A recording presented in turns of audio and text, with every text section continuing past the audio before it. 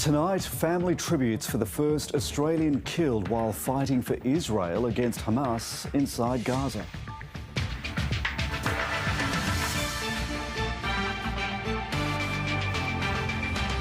Seconds from disaster, a driver crosses a flooded river just moments before the bridge is washed away in the state's north. At least 48 people are killed in Japan as an earthquake topples buildings, starts fires and destroys roads. And the case of the missing baggy green caps, David Warner makes a public plea for the return of the special items taken from his luggage.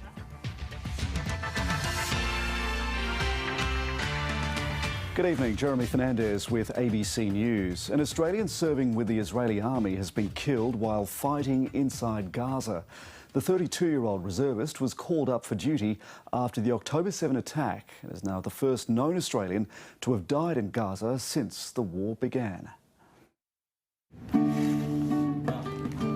Lior Sivan didn't choose a career in Israel's military but was called up for duty on October 7. After weeks inside Gaza, the combat officer was killed when the tank he was captaining came under Hamas attack. My son, without hesitation, came out to shoot at the terrorist, but it was an ambush. He saved 7 of his soldiers by this heroic act. Yo, dude! Yeah, dude! The mechanical engineer was a father of 1 with another child due next week. At his funeral, friends and his wife spoke of Lior's sense of humour and warm personality. I can't imagine our lives without you, but I promise to do everything to be a family that still loves life and laughs. Lior, you were a person who drew people to you like a magnet, whether it was because of your impressive height and you being so handsome, or whether it was because of your captivating personality, charisma and the self-confidence that you radiated. Lior Sivan was born in Melbourne and moved to Israel as a young child. His father says his son wasn't a fighter but wanted to protect Israel's survival. And even though my son loved life, creation, nature and peace, he saw as a very important task to defend the country and the people. Lior is buried next to 2 other Israeli soldiers who've also died since October 7. On his grave, a memorial stone reads, "We will remember and we will win." Australia's Department of Foreign Affairs has offered its condolences to Captain Sivan's family. Alison Horn, ABC News, Bet Shemesh in Israel. Flooding has eased in the northern rivers, but not before cutting off a number of communities and damaging roads. The impact is greatest in the Tweed region, where people have been recovering from the severe flooding nearly 2 years ago. Despite countless warnings from the SES, this still happens. A driver ploughs through a flooded creek near Kyogle, avoiding disaster by a matter of seconds. The occupants of that vehicle, extremely fortunate. The footage shows very clearly what did happen as soon as they left that bridge. The bridge was washed away. It's been a wet start to the new year in many parts of the Northern Rivers region. The heaviest falls were recorded near the Queensland border. In the 48 hours to 9 o'clock this morning, parts of the Tweed Valley received more than half a metre of rain, with the heaviest falls recorded at Numinbah and Limpenwood. Further south at Kyogle, more than 100 millimetres fell over 24 hours. The deluge led to 115 calls for assistance to the SES, including 28 flood rescues. Many of those needing help were campers in the Tweed catchment. The situation in the campground was pretty bad, so we decided better to go home. But once we came through the town here, we had to stay here because we couldn't go anywhere. Those in the village of Talgum were isolated by floodwater for much of the day, but by mid-afternoon conditions had eased and roads reopened. But with the catastrophic events of 2022 still painfully fresh for many locals, even minor flooding can be traumatic. The community is reeling. Obviously, they only just got their road open out at Tulgum about 6 weeks ago, after nearly 2 years of having it closed. While more rain is expected on the state's far north coast this week, the Weather Bureau is not predicting any heavy falls. But things can change quickly, and thunderstorms are always a possibility at this time of year. Bruce McKenzie, ABC News, Lismore. Across the border in southeast Queensland, ADF troops have been called in to help as the region grapples with another weather emergency. More relentless rain has smashed communities from Maryborough to the New South Wales border, flooding homes and roads. The SES has received 700 calls for help on the Gold Coast and Scenic Rim in the last 24 hours. As the mammoth cleanup begins, the threat is moving northwards. Brisbane is now in line for flash flooding. At least 48 people have been killed after a powerful earthquake struck central northern Japan. Thousands of rescuers, including the Japanese military, have been deployed searching for survivors under the rubble. And authorities are warning the danger isn't over yet. Fear and panic. A strong earthquake hits central Japan just after 4 o'clock in the afternoon. This newsroom, journalists hide under their desks while a cameraman carries on filming. People are trapped under the rubble. Buildings have collapsed. Some areas have been completely wiped out. In Ishikawa, the epicentre of the quake, officials were overwhelmed by the number of people calling for help. The force of the magnitude 7.6 quake was felt in this underground car park. Are you okay? Are you all right? Foreigners and tourists caught up in the chaos. People crouched and took cover in train stations. At shrines, shocked worshippers had a narrow escape. Japan is used to earthquakes on this scale, but there hasn't been one this strong since the devastating 2011 quake and tsunami, which killed more than 18,000 people. There are fewer casualties from this earthquake, but there's still great concern. Thousands have been left without power, with fires tearing through buildings. Many were shopping when the earthquake struck. Authorities have warned that more aftershocks could follow. Tremors were felt hundreds of kilometres away here in the capital. Across the country, thousands spent the night in shelters, worried about what may be coming next. Nuclear power plants have all reported that the situation is normal, but for a country that's been ravaged by earthquakes many times before, people here are not taking any chances. Residents were ordered to leave for higher ground as tsunami alerts were issued. They were later downgraded, but people have been warned not to return to their homes, with more potentially dangerous waves expected. People trapped in buildings should be rescued as soon as possible before the buildings collapse. I have ordered self-defence forces to get to the disaster-hit areas immediately. Japan's meteorological agency has warned of the risk of landslides. Roads have already been cut off and emergency services are battling to reach disaster zones. The Japanese military has been deployed, the government promising to get help to where it's needed as soon as it can. Jake Sturmer, ABC News, Tokyo. South Korea's opposition leader has been stabbed in the neck at a news conference in the southern port city of Busan. Lee Jae-myung was attacked by an unidentified man who approached him asking for an autograph. The suspect was apprehended at the scene. Mr. Lee was treated in hospital. Officials say his injuries are not life-threatening. It's been revealed the pilot killed in the SeaWorld helicopter crash a year ago had traces of cocaine in his system on the day of the accident. A scientist believes the traces were so low it's unlikely to have impacted his motor skills. But investigators say it's not known whether the drug's side effects, which can include fatigue, depression and inattention, affected the pilot's performance.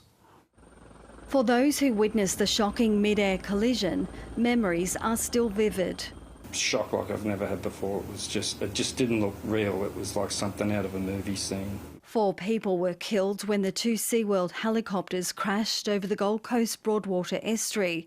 Pilot Ashley Jenkinson, Sydney mother Vanessa Tadros and British couple Ron and Diane Hughes died.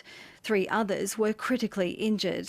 Now, a year on, an interim report into the crash has revealed Ashley Jenkinson had traces of cocaine in his system. A forensic pharmacologist has told air crash investigators the traces of cocaine were so low, it's unlikely the drug was taken within 24 hours of the accident and wouldn't have impaired his psychomotor skills. The Australian Transport Safety Bureau is looking into the personal and operational stress the pilot was under in the months leading up to the incident. Humans we know are susceptible to, to miscalculations, to not following procedures, and they're the sorts of things that we are very keen to understand. As part of the investigation, a 3D animation of the moments leading up to the fatal crash is being created in Germany. So that we can see exactly what was likely to be seen or possible to be seen by both the pilots. Sean Pringle remembers how excited the passengers were before the Joy flights and the aftermath inside the terminal. A lot of screaming and people demanding answers, and obviously we didn't have any answers. So it was pretty horrible. He believes more people would have died had it not been for the actions of the surviving pilot, Michael James. The position he ended up in after the collision and then to actually get it down safely, unbelievable, incredible, superhuman. Emergency agencies practiced a search and rescue drill near the crash scene last month as part of a review into their response. There'd be a lot further education in relation to sort of the aviation side of things. The ATSB will release its final report with recommendations in 6 months. Got to get that right if we're going to have recommendations that are widely picked up, not only here on the Gold Coast, but more broadly throughout Australia. Kirsten Webster, ABC News, Gold Coast. Home ownership is now even more out of reach for many Australians, with double-digit price surges in several states for 2023. Experts are predicting interest rate relief this year, but also more price pain for first home buyers. The property market boomed last year, even though interest rates were at a 13-year high. I've been in real estate nearly 40 years and I haven't seen anything like this before. It's quite unusual. The real estate agent wants $1.4 million for this 2-bedroom flat, and it might just get that thanks to growing interest from cashed-up investors. There's a shortage of properties on the market, and therefore, because of the higher demand, the prices have been rising. The numbers for 2023 are now in, and the rises for the year ended at more than 8% across Australia. That has pushed up the price of the average home to around $750,000. Perth, Brisbane and Sydney jumped the most, while Adelaide, Melbourne and Canberra rose as well.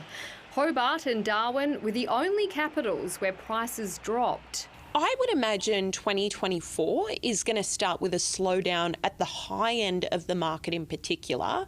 But this trend might be short-lived. Once we get a stronger signal that a cash rate cut is on the horizon or the cash rate actually goes down, that would start to stimulate more demand. Our base case is no more rate rises in Australia, and we expect the first rate cut to start in September. The average home now costs more than 8 times the standard annual income.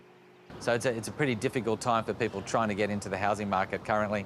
Saving up for a deposit is also difficult when rents keep going up. Nationally, they soared by more than 8% in 2023, which was adding to even bigger increases in the previous 2 years.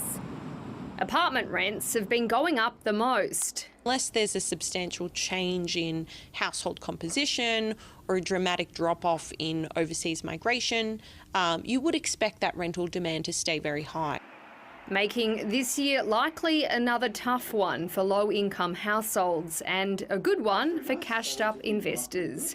Amelia Terzon, ABC News. So Sydney's property market jumped more than 11% in 2023, almost making up for a 12% loss in 2022. Prices in some suburbs more than doubled compared to the national growth rate. One suburb in Western Sydney topped the list. It's a new year, but the same old story in Sydney's tight property market. At this display village in Western Sydney's Marsden Park, families are looking for value for money. It's probably the more affordable way to go to be able to build. Very, very tricky. I think it's very tough. We saved the whole of last year just for stamp duty. CoreLogic has released a list of Sydney suburbs that have seen the biggest growth in value in the past 12 months. Blacktown tops the list, where prices have jumped 15.8% in a year, bringing the median house price to just under $970,000. The centre of Sydney is being pushed out further west. We're in a great position with easy access to a lot of other areas, motorways. The next biggest jump was in Hornsby in the north and Marrickville and Pedestrian in the inner west, where the average property is now about $1.74 million. Prices in Strathfield and Burwood rose 14.9% to an average $917,000. Rents are also expected to go up again this year. An average family home in Blacktown was about $400 a week 18 months ago. It's now about $600. The state government will soon begin forcing councils to approve duplexes and unit blocks near transport hubs in an attempt to improve housing supply. A supply response is probably not something that we're going to see ease housing cost pressures in the short term. It's going to be more a demand-driven shift. So things like the regrouping of share houses or people just moving to more affordable areas. Buyers looking for something more affordable could look to regional New South Wales, where property prices grew 2.4% last year. Isabel Rowe, ABC News, Sydney. The family of the cycling world champion Melissa Hoskins says the outpouring of sadness and support has been overwhelming. The 32-year-old was killed when she was struck by a ute last Saturday night near her home in Adelaide. Her relatives say they're devastated and struggling to process what's happened. They say they've lost a daughter and sister and that her children have lost their mother, describing her as a freewheeling spirit, a giver with a big heart, patience and a zest for life. Ms Hoskins' husband, the 33-year-old former professional cyclist Rowan Dennis, has been charged with causing her death by dangerous driving, driving without due care and endangering life. He's been granted police bail and will appear in court in March. Researchers say they've made a breakthrough in type 1 diabetes treatment, which could end up replacing the need for regular insulin injections. The research, published by scientists at the Baker Heart and Diabetes Institute, shows they've rewired existing pancreatic stem cells to prompt them to produce insulin. The potential treatment, achieved using 2 existing rare cancer drugs, could be viable for children and adults and will now move to a preclinical stage. That therapeutic pipeline requires funding for life-changing type 1 diabetes research, which is leading the way to better treatments, prevention, and one day a cure for type 1 diabetes.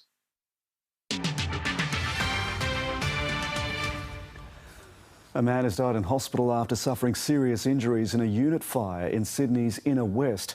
The 45-year-old was pulled out of a burning apartment in Meadowbank yesterday afternoon after the blaze broke out on the top floor.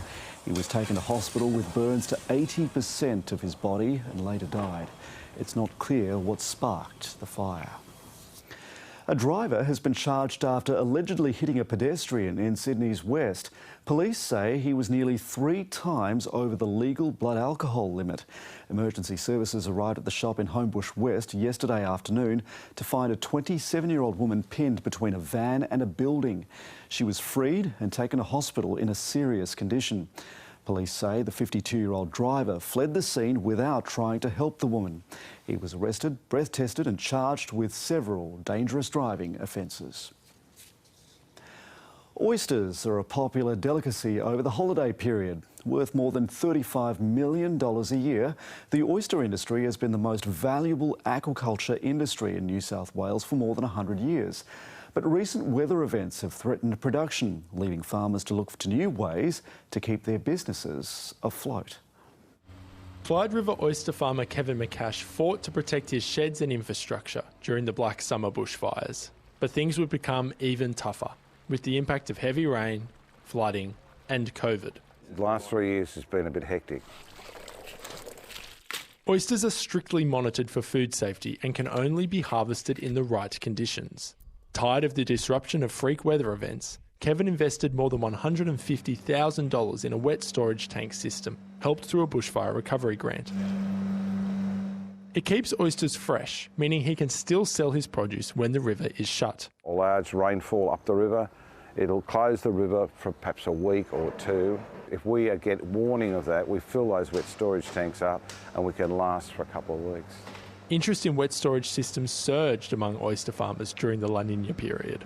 Authorities are checking to make sure they meet safety standards. Wet storage will just be part of an oyster farmer or mussel farmer's toolbox, where he can use that to his advantage.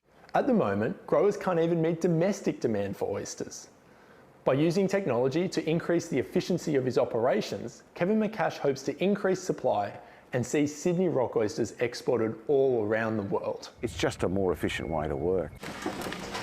While the export trade might still seem like a pipe dream, this farmer is certain he's now a little more protected from whatever the weather can throw at him. James Tugwell, ABC News, Batemans Bay. To finance now, the stock market's first day of trading for the year has set its sights high. Here's Daniel Ziffer. After the market rested in the Christmas week, it hit the track today like someone who'd bought jogging shoes the morning after a blowout New Year's Eve. The ASX 200 index of our 200 largest companies listed on the stock exchange traded just a breath from a record high set in August 2021. That was near midday in what's called intraday trading. It closed slightly less than that, up 0.5 percentage point for a stratospheric start to the year. The broader All Ordinaries, covering 500 companies, had a similar trajectory today. Most global markets were shut for the New Year's Day holiday, so let's look at what they did last year. And for reference, our key index lifted just under 10% in 2023. The Aussie dollar seems to have also made a resolution to head to the gym, growing in strength against major currencies in trading today as the value of gold continues to shine. It's well above US $2,000 an ounce. And according to new data, the value of our homes, averaged nationally, surged by 8% last year. But how did we do it? By making households take on an absolutely punishing amount of debt. About 1 in 3 households has a mortgage, another third have paid it off, and a further third rent where they live. If we held a debt Olympics of similar nations, we'd have been on the podium in 2022, and given the vast majority of our loans are subject to the fluctuations of interest rates, instead of being fixed for decades and forgotten about, the next lot of OEC data should see us take out the gold. And that's finance. They're the ultimate Australian sporting symbol, and retiring opening batsman David Warner has just had his stolen. On the eve of his final test in Sydney, Warner is asking for the return of his baggy green caps, which are believed to have been taken in transit to the SCG. Hi everyone, Dave Warner here. Unfortunately, this is my last resort to do this. On the eve of his 112th and final test, David Warner's most prized possessions have been stolen. Inside this backpack was my baggy greens. It's sentimental to me. It's something that I would love to have back in my hands walking out there come this week. Warner says his bag was stolen while it was being freighted from Melbourne to Sydney, and now he's pleading with the thief to return it. If it's the backpack that you really wanted, I have a spare one here. You won't get into trouble. The look on the Pakistan captain's face says it all. I think there should be a countrywide search right now from the Australian government. He's been a great ambassador and he deserves every bit of respect, every bit of celebration for his unbelievable career. It's a bitter blow for Warner as he prepares to bow out of Test cricket at his home ground tomorrow. Every time he walks out there, he's competitive, ready to go. So just a champion of Australian sport, and hopefully he gets a good send-off this week. Australia will be looking to claim a clean sweep of the 3-test series. And Pat Cummins says if the situation allows, he might give the opener a bowl. A leg spinner maybe to take the last wicket of the game or something. Out of the rough. A bowl? Well, I only just thought of it. But there's no danger of complacency, even though the match is effectively a dead rubber. I don't think so now that the World Test Championship's there. You know, every test match is important. It's a home test match. Every test match you play is big, but everyone in Australia is just even bigger. Australia's going into the test unchanged, but Pakistan are still deciding. Sydney's fickle weather has played havoc with this test over the past few years. The good news, though, is that this week the forecast is mainly positive, with only the chance of a few brief showers later in the week. David Mark, ABC News, Sydney. The tennis world number one, Novak Djokovic, has overcome a wrist issue to book Serbia's spot in the quarterfinals of the United Cup tennis tournament in Perth. His victory could set up a blockbuster quarterfinal against Australia. The home side advanced last night at the expense of the defending champions, the United States. The majority of fans in the packed Perth arena were hoping for a Novak Djokovic masterclass. And it was clear from the outset the Serb intended to deliver. Be careful if you leave a space down there, even this early in the match. The world number one's biggest concern, seemingly not his Czech Republic opponent, but rather the mix of natural and artificial light in the stadium. As he wasted little time taking the first set against Jiri Lehečka. But a wrist issue would prove to be a bigger concern, and Lehečka took advantage to level the match a set apiece. Going toe-to-toe with the world number one. 36-year-old Djokovic sought treatment ahead of the decider, and it proved the difference as he booked Serbia's spot in the quarterfinals. Also advancing, Australia, following its come-from-behind win over the US last night. The host nation was down in the tie when Jessica Pegula defeated Ajla Tomljanovic. But Alex de Minaur would even the contest with a straight sets win over Taylor Fritz. Matthew Ebden and Storm Hunter then completed the comeback, knocking out last year's tournament victor. And Team Australia getting the W big time. Rain continued to cause delays on day 5 of the Brisbane International, although Australia's former Queen of the Court was staying dry under the Pat Rafter Arena roof. There's Ash Barty with baby Hayden. The former world number one watching on as 5th seed Sebastian Korda was knocked out by German Yannick Hanfmann in straight sets.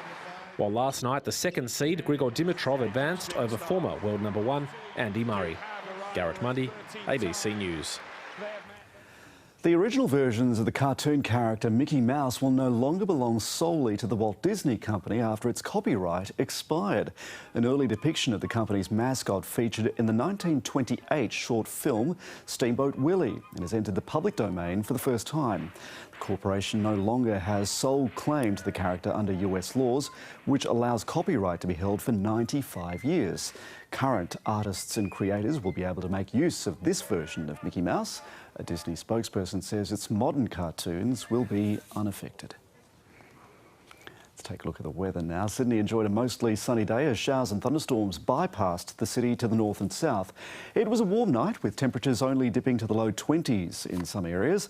Tops mostly stopped short of 30 degrees except for Richmond where it hit 31.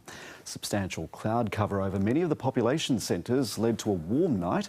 Daytime temperatures came in close to average on the coast and 3 to 6 degrees above average in the west. We've still got destructive weather crossing the state tonight. A severe weather warning is issued for parts of the southwest slopes and central west slopes and plains, plus the Riverina, Snowies and ACT. You could get more heavy rain in the next few hours. Affected locations include Young, Deniliquin, Cootamundra, Corowa and Finley. We've got a series of low pressure systems generating some expansive instability in almost every state and territory. In New South Wales, it means showers will be a feature for the coming week, gradually moving from west to east. They're only expected to be in the range of 1 to 10 millimetres, but you may continue to get some isolated, locally heavy falls. We've got showers or possible showers in the forecast for every capital city tomorrow, except Perth and Sydney. Tomorrow in the Northern Rivers, it'll be another partly cloudy day with a medium chance of isolated showers. Skies will grade to mostly sunny in the Hunter. Cloud will clear from the northern tablelands. More isolated showers are expected about the Illawarra, increasing in likelihood about the south coast and adjacent southern and central tablelands, plus the ranges. To the west, possible showers in the southern inland, mostly light, but with some potentially locally heavy falls. Daytime temperatures here are more likely to be above average. Winds will be east to northeasterly with a late southerly change on Coffs and Byron waters. Sydney can expect to escape the rough weather again tomorrow, but it'll be mostly sunny. There's a slight chance of a late shower and thunderstorm in the outer west, otherwise staying dry. The sun will rise at 5:48 a.m. The cloud makes a return to Sydney from Thursday, and with it the slight to medium prospect of showers. Any falls are likely to be very light. Daytime temperatures spanning the mid-20s to the low 30s. And that is the latest from the ABC News team. Thanks for your company. Enjoy your evening.